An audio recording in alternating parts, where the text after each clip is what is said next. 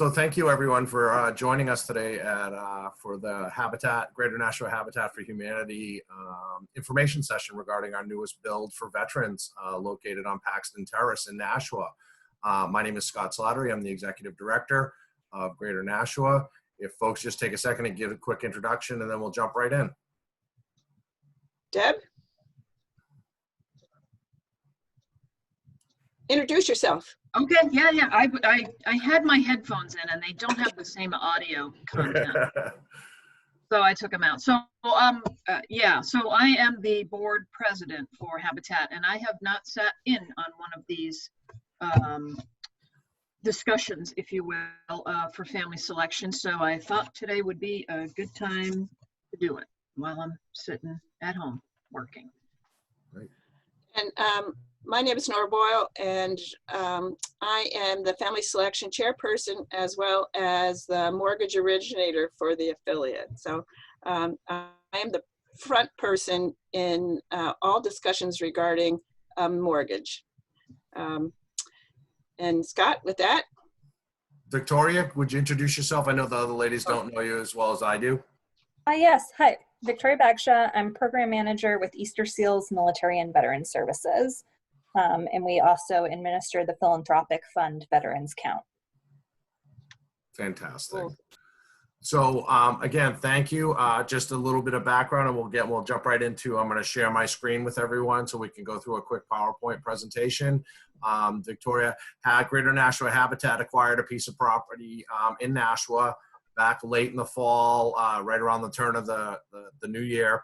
And we were able to secure some funding working in partnership with the city of Nashua and a lot of our other partners and sponsors. And we're going to construct a two-unit duplex for 2 eligible veteran families. We are targeting low and moderate income veterans, so those that are making 60% of the area median income or below. And we'll get into all of that in a minute.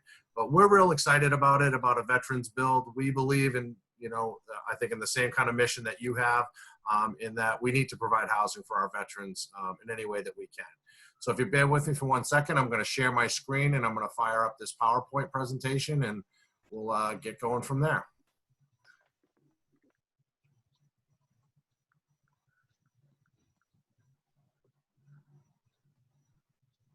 So can everybody see the screen? Is everybody seeing the Veterans Build logo? Yep. Victoria, I'm assuming you are? Yes. Great. So as we said, this is our newest build, which is a veterans build. The address is 10 Paxton Terrace. So, and most of this, unfortunately, is for you, Victoria, because as Deb is our board president and Nora's been with our affiliate a long time, they know most of this information.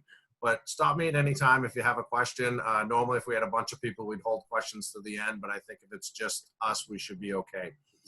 But Habitat is an international nonprofit organization that helps families build and improve places to call home. We believe that affordable housing is a critical role in strong and stable communities. We build decent, simple, affordable homes for qualifying low and moderate income families. Our partner families purchase the home with a 0% interest mortgage provided by Greater Nashua Habitat for Humanity, and their payments are capped at 30% of their monthly income. Each mortgage payment that we receive from them in turn is used to help build more houses. So our partners' families must qualify in several key areas. They must have a need for the housing. They must have a willingness to partner with us, which includes a minimum of 350 hours of sweat equity building their home, helping, and the ability to pay the mortgage moving forward. This is definitely a hand up, not a handout. Greater Nashua Habitat was founded in 1994. We serve 14 communities in southern New Hampshire. So far, we've built 12 homes for our partner families. We actually just got the certificate of occupancy on our 13th. So that is, we could change that and bring that number up one more. We also provide critical home repair and other types of projects for other qualifying nonprofits and homeowners. We were operating our retail store up until recently, and unfortunately, we have had to close that. We're currently looking to qualify 2 veteran families for the 10 Paxton Terrace project. They either need to be a present member of the Armed Services or an honorably discharged or Gold Star family. Scott, would a Yeah. general under honorable discharge count or? I think a general discharge would be acceptable. I think it would be anything other than dishonorable. Nora? Yeah, I think so. Yeah. Deb? And a general, they're eligible for all the other benefits, an honorable discharge, aren't they? Correct. Yeah, then it would be fine. Yeah. Okay, so so just as long as they don't have other than honorable bad conduct or Right. dishonor. Correct. Also, Victoria, we did as an organization agree that if we have a family of a service member who was killed in action, that their family could apply and potentially qualify as well. Okay, So great. we want to make sure that we included that too. So as we said, our next project's a 2-unit duplex built upon a city-approved subdivision at 10 Paxton Terrace. It's off of Fairmont Street, in close to downtown, more closer to Home and Stadium. Each unit will have 2 levels, and we're designed it to be a 3-bedroom home. However, we can modify our design, Victoria, based on the needs of a veteran. So if we have a veteran who is disabled, for example, we can make it handicapped accessible. We just need to find out those types of modifications, sooner rather than later. That's why we're trying to get our families identified so we can make changes in the home now when it's a lot easier to do than way down the road when some of it's already framed and that kind of thing. Yeah, So if we have a family that needs 4 bedrooms, we could make 4 bedrooms. We could make 2 bedrooms. I mean, there are different ways that we can do it. We've just drawn it up and designed it and got approval from the city for each unit to have 3 bedrooms. The house will be built all with volunteer labor with contributions from a HUD home grant from the city of Nashua, local business sponsors, and individual contributors. And all our funding is local. We don't get any funding from Habitat International, and we typically don't get much funding from large national or international organizations. As I said, go ahead. Oh, sorry, I thought you had a question. No. Okay. We expect the project has begun, and we'll show you that actually the foundation has actually gone in the ground, and we're getting ready to put the deck on. So we have made some advancements during this time of COVID when none of our volunteers could work. We did have a contractor doing the site work and putting in the foundation. We expect that this home will be ready sometime in the fall of next year. And the partner families will be selected through an application process, and we'll get into that in a second. There's kind of a rendering of what the front of it will look like, and people laugh. They say that's me going in the front door on the side. I cannot confirm nor deny that is me or not. That's the rear, the front and the rear, and then the side views of the project itself. And this is pretty much what we expect it to look like when completed. Unfortunately, this slide did not reproduce well. It's the floor plan, but you can clearly see, it has upstairs and downstairs, and it's 3 bedrooms, bathroom, living room, that type of situation. And we certainly can provide, better renderings of this. I tried to find one today, Nora, and I didn't have another one. Yeah. There's a picture of the site when the footings were in. This picture was taken about 2 weeks ago, 2.5 weeks ago. And then just a couple of angles, I added another picture from there and then looking up to the street. So you can see it's a residential neighborhood. It's all duplexes surrounding it. So the units themselves will fit right in with the neighborhood. Wouldn't be something that we would feel like we're putting a duplex in a different kind of neighborhood. It's not. It's very nice. It's quiet. It's a dead end street. We're real happy and fortunate that we're able to get this lot. So let's talk a little bit about some of the eligibility criteria that's required. As we said, they need to be, past discharge or current military members or families of those killed in action. They must show a need for housing. The current resident where they live is temporary or substandard. Maybe it's undersized for their family. Maybe they're cost burdened by paying more than 50% of the income in rent. And then we take the guidelines when it comes to qualifications directly from HUD via New Hampshire Housing Finance Authority. If you could see the family, it's a family size of 4. The maximum amount that they could make would be $61,740.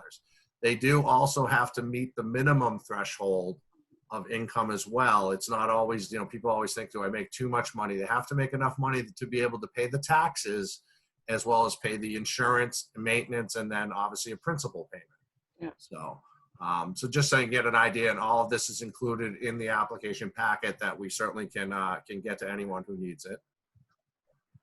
So as we said, they have to have an ability to pay the mortgage. I think this is what you were talking about previously, Victoria, about some of the veterans that you worked with maybe didn't qualify for a project because of it. And I know, Nora, please jump right in because I know you do a lot more of this than I do. We're looking for reasonable credit history. We understand that veterans and other people may have had some challenges when they either got out of the military or lost a job or had a medical expense, whatever. So it needs to be reasonable. They need to be that they're, financially responsible, that they've been paying their rent and utilities and things on time, at least most recently. We do look a lot at their debt. So their debt to income ratio really needs to be below 43%. And Nora can answer any questions about that. We do require a $1,000 down payment during the period of time, and they have to pay their first year's property taxes up front. They have to show how much that is. It's roughly 800 to 900. Okay. And that can be paid over time, Victoria, to our office. I mean, we actually would prefer that rather than someone waiting till the very end and then having to come up with $1,000 down payment and the first kind of pro rata share of the taxes.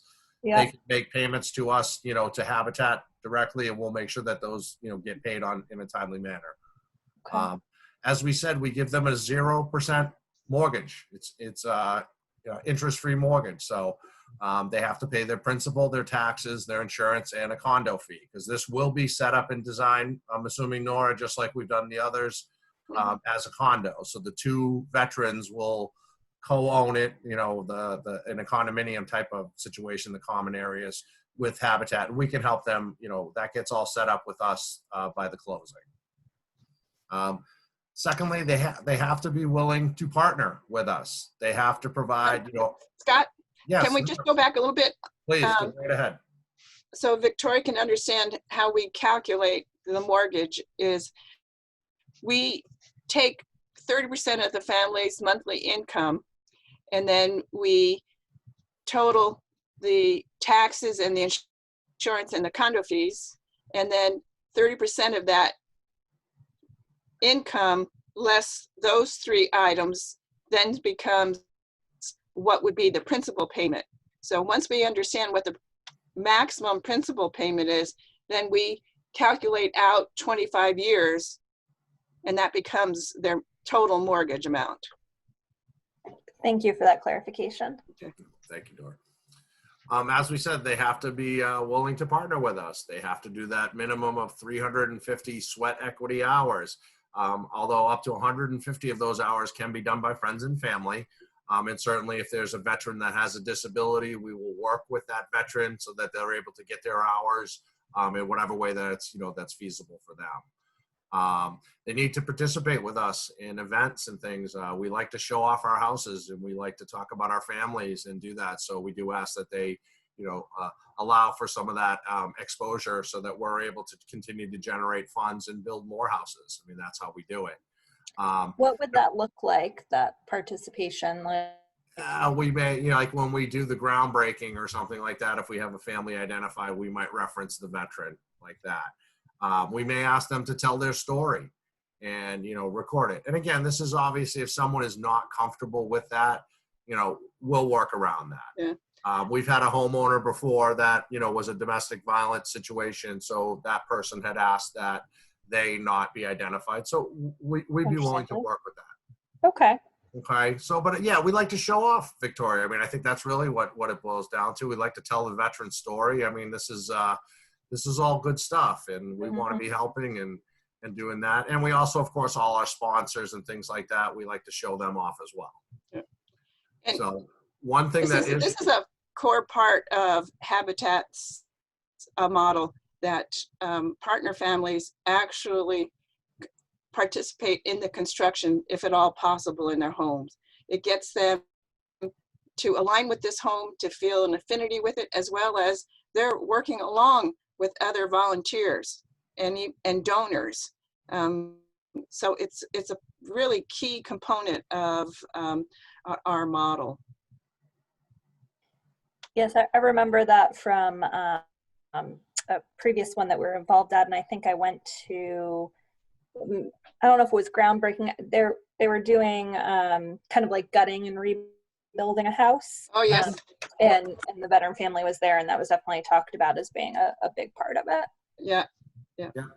That's exactly right. That would be exactly what we would be talking about. One thing that is required of new Habitat homeowners, Victoria, is they have to attend first-time homebuyer class and, you know, some type of financial literacy type of thing. They're usually offered through New Hampshire Housing Finance Authority or NeighborWorks or whatever. It's a full day-long course. It must be one of those HUD certified courses. It's not just I took a budgeting class online. They have to get a certificate through attending from that. But what the benefit from that, it also helps them at the end is they can apply for a $15,000 grant/loan from New Hampshire Housing Finance Authority for first-time home buyers. So it's, you know, going to that class and doing a few things and putting some information together can translate into $15,000 off of, you know, the cost of the home. I mean, it comes right off at closing. So it's just kind of a, you know, another incentive for them. Habitat families, they cannot have owned real estate in the last 3 years, and they must live or work in one of our 14 towns, Victoria. So I know that you guys are a lot based in Manchester. They have to at least be working in one of the 14 communities that we talked about before, or living in one of those communities to be eligible. Gotcha. Okay. So, but it's like, it's most of it, and you'll see the list. It's Nashua, Hudson, Merrimack, you know, all the way kind of along the southern border. The application process. So after Friday's Zoom, we will have the applications available on our website so that anyone can go on the website and download it. It is quite extensive. If folks need a copy of one, they can call the office. We certainly can either have one, they can pick one up, we can mail it to them, you know, whatever we need to do.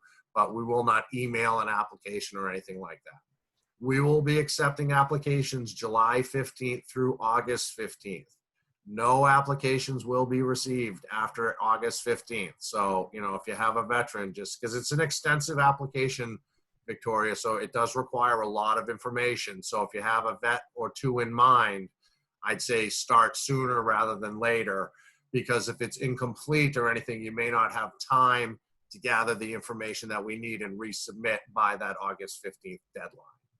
Are there exclusionary criminal charges to participation? Everything case by case, of course. Okay. You know, submit anything. I mean, we encourage, you know, everyone to apply and just, yeah, be straight with us about everything. We can't help you if we don't know. Mm-hmm. We do a criminal background check. Yes. As well as a sex offender. Yeah. I didn't know if having felony drug charges or being on the registry would exclude them from participation.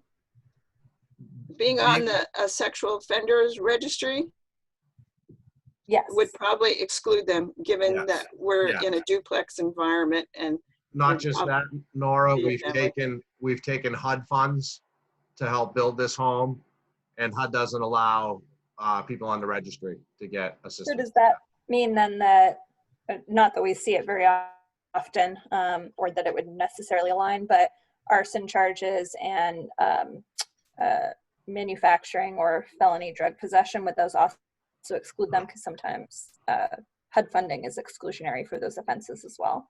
The two things that HUD is usually exclusionary are on the registered sex offender list, or yes, manufacturing methamphetamine in any type of subsidized housing. Okay. Yep. I mean, obviously send everything. If you have we want everyone to try to apply. And if there's something like that, we can have that conversation. But those two criteria right off the bat now. Yeah, I figured as much. And then, you know, anything else, I think that Nora and the members of the Family Selection Committee would then make a determination as to whether or not to ask for additional information or follow up that way. debt ratio, do you get that just from pulling their credit check, or is there a different way that that would be determined? Well, as part of the application, they fill out all their loan information as well as copies of their bank statements. Okay. So, but yes, we do pull And their to do a credit. credit check. Yeah. Right. Yeah. I think what we really look for, Victoria, is that especially recently, that they have been paying their things on time. They're not accumulating, large amounts of debt recently. If they've had some past things, have they been paying those off, faithfully? Yeah. And then some of the things we'll look at during the application, if they have like a medical bill that's overdue, we may require that bill to be paid before the closing, something like that. But Nora would definitely be the person to talk to about any specific cases and instances like that. Okay, excellent. Okay. So Nora, as you heard, Nora chairs the Family Selection Committee. It's a group of volunteers who review the applications and make a recommendation to the Board of Directors, and the Board of Directors makes that final determination from them. When we look at the application, we want to verify that it's complete. If they're missing something, the Family Selection Committee will send out a notice of incomplete, and then hopefully, like I said, it's not too late to get the information that they're looking for. They're going to verify income, banking, employment, residency, credit, and a criminal background check. And if someone kind of makes it through some of this and is being considered, they will receive a home visit, because the Family Selection Committee does like to see where folks are living now to get an idea. As I said, the committee will make a recommendation and then the board makes that final decision. We are required to send out acceptance or denial letters in the U.S. mail within 30 days of a completed application. So anybody who applies will be notified within 30 days. Okay. The selected partner family will be required to sign a home ownership agreement, which highlights each party's obligations going forward. And again, Nora can talk about a lot of these different things. And this kind of goes throughout the process up to the closing, and then, moving on. We still work with our families after closing. It's not like we sell the house and then we, kind of shake our hands and say, yep, good luck to you. We still do case management and assist our families any way we can. We tell our families, if you have, a challenge or something, please let us know. It's the only way we can try to help you. Okay. The key responsibilities for those partner families, the 350 sweat equity hours we talked about, the participation with us in events, and it's not that extensive, going to that first-time home buyers class, making those periodic installment payments for that down payment and insurance and taxes, not accumulating large amounts of debt, especially during the process. Sometimes, when we qualify somebody at the beginning, you can't just go out and start running up, bills and things like that, because during that period, because we're going to look at all of those same things at the end as well. Yep.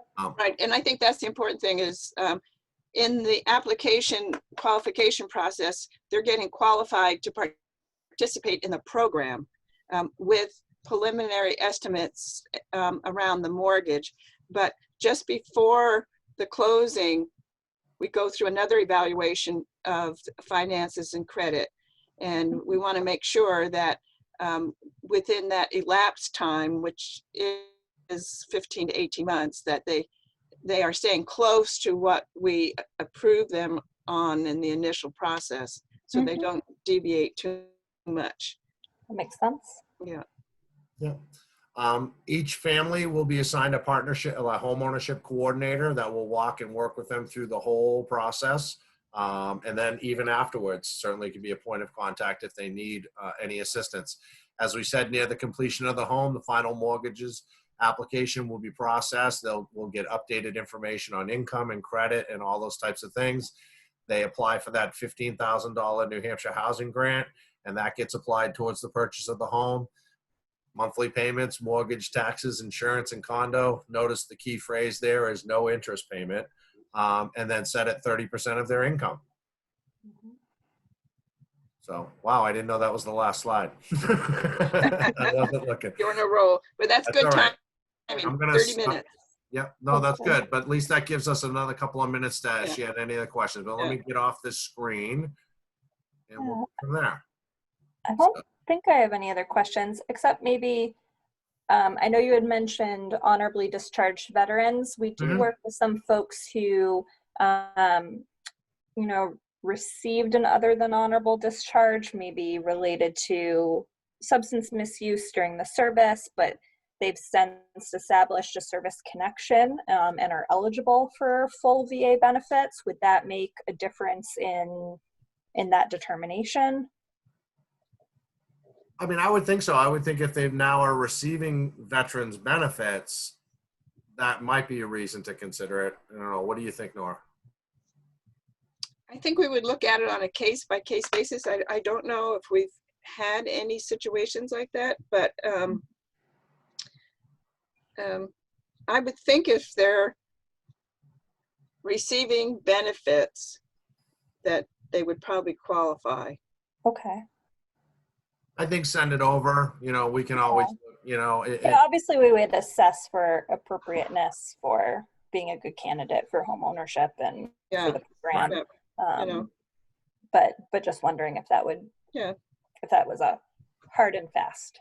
And Victoria, we do ask for 3 years income tax forms, Okay. and we do credit checks. So what we're looking for is stability, not just recent, but over a period of time, because in fact, we are offering a great opportunity for them to have a Habitat home, and we want to make sure that they will be successful. And I think Scott mentioned is we do hold a mortgage, so our homeowners, in making their payments, are enabling us to build the next home. Yep. And we need to be ensure that that continues.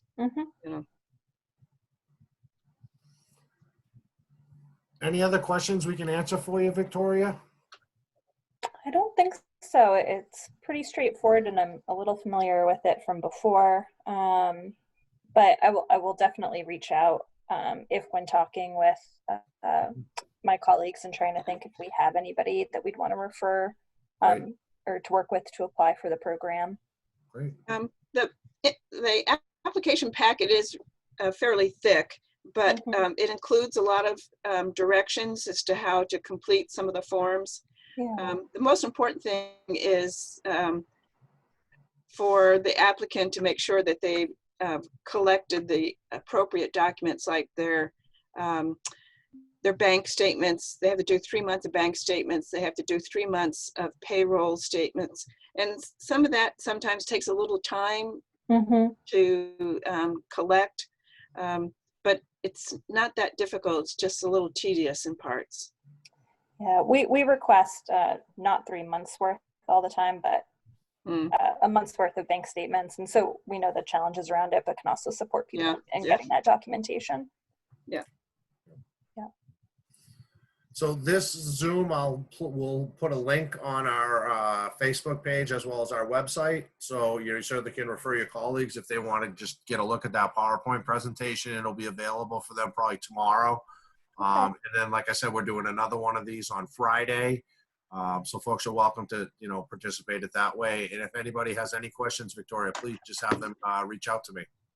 I will, absolutely. Thank you, Scott. I appreciate it. No, thank you, Victoria. We appreciate you taking the time today. Absolutely. Yes. Hopefully we can connect a family. Awesome. That sounds great. You All have right, a good take day. care. You too. Okay. Thank Bye. you. Bye-bye. Thank you. Good night.